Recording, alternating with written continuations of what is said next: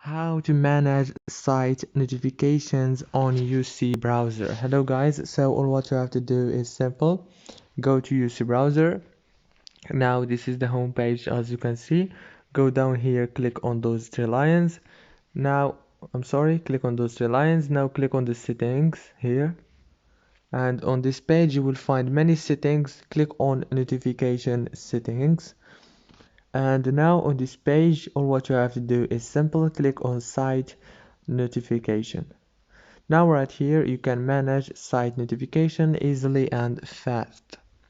If this video was helpful, please don't forget to like and subscribe, and thank you so much for watching this video until the end. See you later.